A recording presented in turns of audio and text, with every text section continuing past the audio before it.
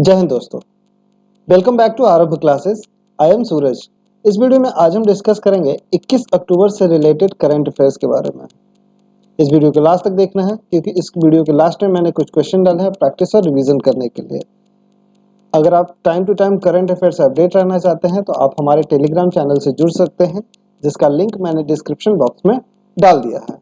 सो चलिए सेशन को स्टार्ट करते हैं। आज का पहला टॉपिक है कि अभी हाल ही में एक आध्यात्मिक गुरु हैं जिनका नाम है बंगारू आदिग्लर, उनका निधन हो गया है। कौन थे, आइए इनके बारे में जानते हैं।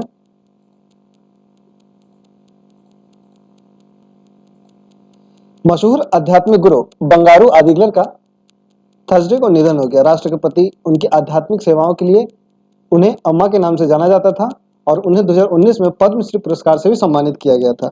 4 दशकों से अधिक समय तक उनकी आध्यात्मिक सेवा की एक उल्लेखनीय विशेषता जो उनके और उनके अनुयायियों द्वारा प्रशासित शक्ति मंदिरों के गर्भगृह में महिलाओं के प्रवेश के लिए रास्ता प्रशस्त करना था। पहले मंदिरों में महिलाओं को एंट्री नहीं दी जाती थी। इन्होंने ही इसके अगेंस्ट आंदोलन शुरू किया और इसमें वो सफल रहे। इन्हीं के कारण जो है महिलाओं को मंदिर के गर्भगृह में प्रवेश का रास्ता प्रशस्त हुआ। इनके भक्त इन्हें अम्मा के नाम से पूछते थे, जो शक्ति पूजा के प्रतीक के रूप में लाल वस्त्र का उपयोग करते हैं। सो आध्यात्मिक गुरु बंगारू आदिग्लर का निधन हो गया। बढ़ते अगले टॉपिक की तरफ।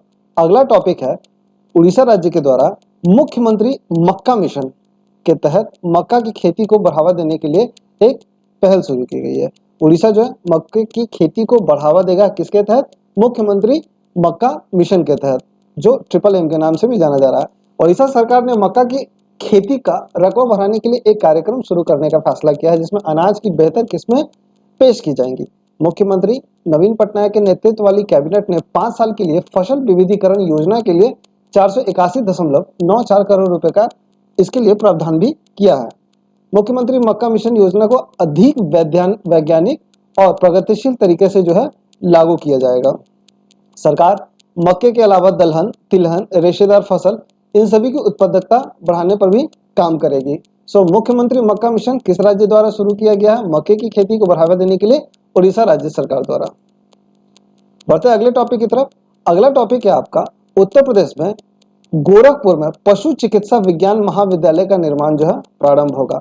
उत्तर प्रदेश के मुख्यमंत्री योगी आदित्यनाथ ने गोरखपुर में पशु चिकित्सा विज्ञान महाविद्यालय का निर्माण कार्य शुरू करने के निर्देश जारी कर दिए हैं। मुख्यमंत्री योगी आदित्यनाथ ने गोरखपुर में प्रस्तावित पशु चिकित्सा विज्ञान महाविद्यालय का निर्माण कार्य शुरू करने का भी निर्देश दे दिया। यह कॉलेज मथुरा में पंडित दीनदयाल उपाध्याय पशु चिकित्सा विज्ञान महाविद्यालय विश्वविद्यालय और गौ अनुसंधान संस्थान से संबंध रहेगा। मुख्यमंत्री ने इस बात पर भी जोर दिया है कि इस पहल से पश्चिमी बिहार और पड़ोसी राष्ट्र नेपाल के पशुपालकों को काफी फायदा भी होगा। तो उत्तर प्रदेश के गोरखपुर में पशु चिकित्सा विज्ञान महाविद्यालय का निर्माण प्रारंभ होगा। योगी आदित्यनाथ ने इस कॉलेज के लिए 80 एकड़ जमीन की पहचान की गई है, जिसे 3 चरणों में विकसित किया जाएगा। उत्तर प्रदेश के गोरखपुर में पशु चिकित्सा विज्ञान महाविद्यालय का निर्माण प्रारंभ होगा। बढ़ते हैं अगले टॉपिक की तरफ। हैदराबाद जो है फरवरी 2024 में ई ग्रैंड प्रिक्स के दूसरे संस्करण की मेजबानी करेगा। इसके साथ ही इसका आयोजन संघाई में भी किया जाएगा। फेडरेशन इंटरनेशनल डी ऑटोमोबाइल और फॉर्मूला ई ने आधिकारिक तौर पर दूसरे संस्करण के लिए हैदराबाद ई प्रिक्स की वापसी की पुष्टि कर दी है। यह बहुप्रतीक्षित कार्यक्रम जो है 10 फरवरी 2024 को होने वाला है। 2024 हैदराबाद ई प्रिक्स के बारे में सबसे रोमांचक बात यह है कि इसमें एक भारतीय ड्राइवर है जिनका नाम है जोहान दारूवाला। ये इसमें वो डेब्यू कर रहे हैं। Daruwalla all electric single seater championship में अपनी छाप छोड़ेंगे। मासेराती MSG रेसिंग के लिए ड्राइविंग करेंगे और भारतीय टीम महिंद्रा रेसिंग का वो प्रतिनिधित्व करेंगे। एक भारतीय ड्राइवर है जिनका नाम है जोहान दारूवाला, उनका इसमें डेब्यू होगा। तो 2024 में फरवरी 2024 में ई प्रिक्स के दूसरे संस्करण की मेजबानी कौन करेगा? तो हैदराबाद। अगला इंपॉर्टेंट टॉपिक है कि एस जयशंकर ने वियतनाम में महात्मा गांधी की प्रतिमा का अनावरण किया। जैसा कि विदित है कि विदेश मंत्री जो है अभी वियतनाम की यात्रा पर है। इस यात्रा से न केवल द्विपक्षीय संबंधों को मजबूत किया जाएगा, बल्कि महात्मा गांधी और रविंद्रनाथ टैगोर द्वारा अपनाया गया स्थायी सिद्धांतों और मूल्यों का जश्न भी मनाया गया। जयशंकर की वियतनाम यात्रा के दौरान प्रमुख घटनाओं में से एक है क्या? तो हो ची मिन्ह सिटी में महात्मा गांधी की प्रतिमा का अनावरण समारोह था और अपने संबोधन में जयशंकर ने सत्य, अहिंसा और स्वतंत्रता के सिद्धांतों के लिए गांधी की वैश्विक मान्यता पर प्रकाश डालते हुए इस आयोजन के प्रतीकात्मक महत्व पर भी जोर दिया। तो एस जयशंकर जी अभी जो है वियतनाम की यात्रा पर गए हुए थे और वहां पर जाकर उन्होंने महात्मा गांधी जी की प्रतिमा का अनावरण भी किया है। अगला इंपॉर्टेंट टॉपिक है, ये इंपॉर्टेंट पर्सनालिटी है जीना महसा अमीनी। इन्होंने यूरोपीय संघ का सखारोव पुरस्कार 2023 जीत लिया है। यूरोपीय संसद के अध्यक्ष रॉबर्टा मेत्सोला ने स्ट्रासबर्ग पूर्ण कक्ष में 2023 सखारोव पुरस्कार की विजेता की घोषणा की है। जीना महसा अमीनी और ईरानी महिला जीवन स्वतंत्रता आंदोलन को इस प्रतिष्ठित पुरस्कार से सम्मानित किया गया, जो मलाला यूसुफजई और नेल्सन मंडेला जैसे उल्लेखनीय पिछले पुरस्कार प्राप्तकर्ताओं की श्रेणी में शामिल हो गया। महज 22 साल की महसा अमीनी की 16 सितंबर 2022 को ईरान की धार्मिक पुलिस की हिरासत में मृत्यु हो गई थी। उसका कथित अपराध महिलाओं के लिए इस्लामिक गणतंत्र के सख्त ड्रेस कोड का उल्लंघन था। उनकी असामयिक मृत्यु ने महिला जीवन स्वतंत्रता आंदोलन के लिए वैश्विक ध्यान और समर्थन को प्रेरित किया गया था। तो 2023 का सखारोव पुरस्कार जो है जीना महसा अमीनी को दिया गया। ये देखिए जीना महसा अमीनी की है, ये जीना महसा अमीनी की तस्वीर है। अगला इंपॉर्टेंट टॉपिक और अवार्ड है श्रेया घोषाल। श्रेया घोषाल जी को 5वें राष्ट्रीय पुरस्कार 2023 से सम्मानित किया गया। प्रसिद्ध पार्श्व गायिका श्रेया घोषाल ने 69वें राष्ट्रीय फिल्म पुरस्कार में प्रतिष्ठित सर्वश्रेष्ठ महिला पार्श्व गायिका का पुरस्कार जो है प्राप्त कर अपनी उपलब्धि में एक और उपलब्धि जोड़ ली है। कुल मिलाकर ये उनका 5वां राष्ट्रीय पुरस्कार है। यह पुरस्कार उन्हें नई दिल्ली के विज्ञान भवन में आयोजित एक भव्य समारोह में भारत की माननीय राष्ट्रपति द्रौपदी मुर्मू द्वारा प्रदान किया गया। श्रेया का यह 5वां राष्ट्रीय फिल्म पुरस्कार है। इनका पहला राष्ट्रीय फिल्म पुरस्कार 2003 में एक प्रतिष्ठित फिल्म आई थी देवदास, जिसमें बैरी पिया के लिए उनको ये अवार्ड दिया गया था। उसके बाद उन्होंने धीरे जलना के साथ पहली और ये इश्क हाय के साथ जब भी मेट जैसी फिल्मों में अपने मधुर योगदान के लिए अवार्ड भी वो हासिल कर चुकी है। तो 69वें राष्ट्रीय फिल्म पुरस्कार में सर्वश्रेष्ठ महिला पार्श्व गायिका का पुरस्कार जो है श्रेया घोषाल को दिया गया है। ये देखिए ये श्रेया घोषाल जी की तस्वीर है। अगला इंपॉर्टेंट खबर है मैग्नस कार्लसन पर कार्तिकेयन मुरली की एक उल्लेखनीय जीत है। अभी जो है कतर मास्टर्स में गेम चल रहा है शतरंज चैंपियनशिप, जिसमें 24 वर्षीय भारतीय शतरंज ग्रैंड मास्टर कार्तिकेयन मुरली ने दुनिया के नंबर 1 खिलाड़ी किनको मैग्नस कार्लसन को हराकर एक आश्चर्यजनक उपलब्धि हासिल कर ली है। यह ऐतिहासिक जीत केवल तीसरी घटना है जब कोई भारतीय खिलाड़ी जो है शतरंज के दिग्गज के खिलाफ विजय हुआ है। 24 साल के मुरली ने दुनिया के नंबर 1 खिलाड़ी मैग्नस कार्लसन को क्लासिकल चेस में हराया है। वह ऐसा करने वाले तीसरे भारतीय है। इससे पहले पेंटाला हरिकृष्णा और विश्वनाथन आनंद जो है ऐसा कर चुके हैं और वो तीसरे भारतीय बन चुके हैं। अगला इंपॉर्टेंट टॉपिक है असम के मुख्यमंत्री ने राज्य के दूसरे सबसे लंबे फ्लाईओवर जिसका नाम श्रद्धांजलि रखा गया है उसका उद्घाटन किया।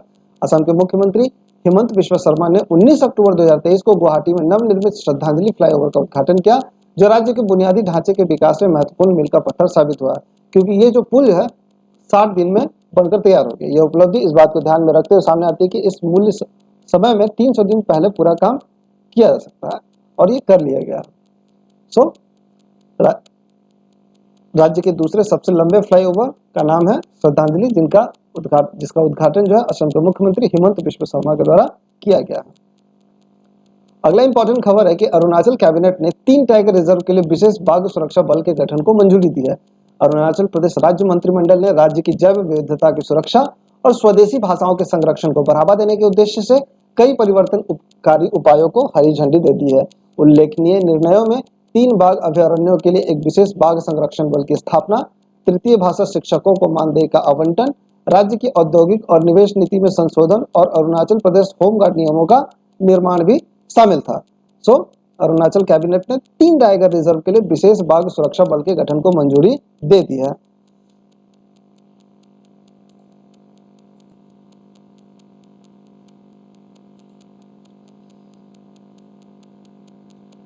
जैसा कि विदित है, हर वर्ष 29 जुलाई को अंतर्राष्ट्रीय बाघ दिवस मनाया जाता है और भारत में प्रोजेक्ट टाइगर की जो शुरुआत है 1 अप्रैल 1973 को शुरू की गई थी। अगला इंपॉर्टेंट खबर है कि भारतीय सेना ने यूके में आयोजित 2023 कैम्ब्रियन गश्ती सैन्य अभ्यास में जो है स्वर्ण पदक जीता है। भारतीय सेना ने 2023 में प्रतिष्ठित कैम्ब्रियन गश्ती प्रतियोगिता में स्वर्ण पदक हासिल करके अंतर्राष्ट्रीय मंच पर अपनी असाधारण सैन्य शक्ति का प्रदर्शन किया। ब्रिटेन के वेल्स में आयोजित इस कार्यक्रम में 3x5 गोरखा राइफल्स की एक विशिष्ट टीम की भागीदारी देखी गई, जो भारतीय सेना के लिए एक महत्वपूर्ण उपलब्धि है।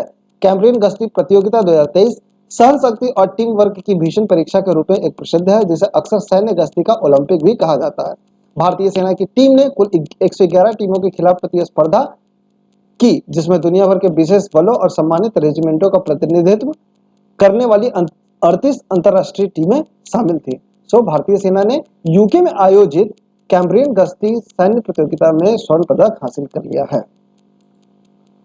अगला इंपॉर्टेंट खबर यह है कि स्थिरता रिपोर्टिंग में योगदान के लिए institute of chartered accountants of India को संयुक्त राष्ट्र पुरस्कार प्राप्त हुआ है। यह भी एक इंपॉर्टेंट खबर है कि institute of chartered accountants of India को सस्टेनेबिलिटी रिपोर्टिंग स्टैंडर्ड्स बोर्ड सहित अपने शीर्ष रैंकिंग वाले स्थिरता पहलों के लिए प्रतिष्ठित संयुक्त राष्ट्र पुरस्कार मिला है।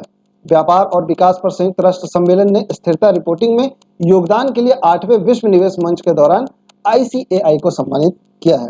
ICAI की स्थिरता पहल को दुनिया भर में 70 पहलों के बीच उच्चतम स्कोर प्राप्त हुआ है। व्यापार और विकास पर संयुक्त राष्ट्र सम्मेलन में ICAI को उनके उत्कृष्ट योगदान के लिए ISAR सम्मान 2023 से सम्मानित किया है। स्थिरता रिपोर्टिंग में योगदान के लिए ICAI को संयुक्त राष्ट्र पुरस्कार से सम्मानित किया गया। आज का अगला और अंतिम खबर यह है कि पूमा एक जो कंपनी है उसने मोहम्मद शामी को अपना ब्रांड एम्बेसडर नियुक्त किया है। प्रसिद्ध स्पोर्ट्स ब्रांड पूमा ने एक प्रमुख भारतीय तेज गेंदबाज मोहम्मद शामी को अपने ब्रांड एम्बेसडर के रूप में शामिल करने की घोषणा की है। यह रणनीतिक साझेदारी पूमा के ब्रांड एम्बेसडरों की प्रभावशाली सूची में एक और सितारा जोड़ती है। पूमा की बात करें तो इसकी स्थापना 1948 में हेर्ज़ोगुनेच जर्मनी में हुई थी और इसके संस्थापक थे रूडोल्फ डैसलर। पूमा जो स्पोर्ट्स ब्रांड की एक कंपनी है, इसने मोहम्मद शामी को अपना ब्रांड एम्बेसडर नियुक्त किया है। तो ये आज के कुछ इंपॉर्टेंट करंट अफेयर्स थे जिनसे एग्जाम में प्रश्न बन सकते हैं। आप इन्हें पढ़ें और अपनी रणनीति में शामिल करें। आइए कुछ क्वेश्चन को प्रैक्टिस कर लेते हैं। आपका पहला प्रश्न है कि एस जयशंकर ने कहां पर महात्मा गांधी की प्रतिमा का अनावरण किया है? तो ये किया है आपका वियतनाम में। वे हाल ही में वियतनाम की आधिकारिक यात्रा पर है। अगला इंपॉर्टेंट खबर है कि 69वें राष्ट्रीय फिल्म पुरस्कार में प्रतिष्ठित सर्वश्रेष्ठ महिला पार्श्व गायिका का पुरस्कार किसने जीता है? तो ये जीता है श्रेया घोषाल ने। श्रेया घोषाल ने 69वें राष्ट्रीय फिल्म पुरस्कार में प्रतिष्ठित सर्वश्रेष्ठ महिला पार्श्व गायिका का पुरस्कार जीता है। अगला क्वेश्चन है पूमा का ब्रांड एम्बेसडर किसे नियुक्त किया गया है? तो पूमा का ब्रांड एम्बेसडर जो है मोहम्मद शामी को नियुक्त किया गया है। आज का अगला और अंतिम प्रश्न है कि भारतीय सेना ने कैम्ब्रियन गश्ती सैन्य अभ्यास में स्वर्ण जीता। इसका आयोजन किस देश में किया गया था? तो इसका आयोजन जो है आपका यूके में किया गया था। तो ये आज के कुछ इंपॉर्टेंट करंट अफेयर्स और इससे रिलेटेड क्वेश्चन थे। आप इन्हें प्रैक्टिस करें और अपने रिवीजन में शामिल करें। मिलते हैं अगले वीडियो में। धन्यवाद।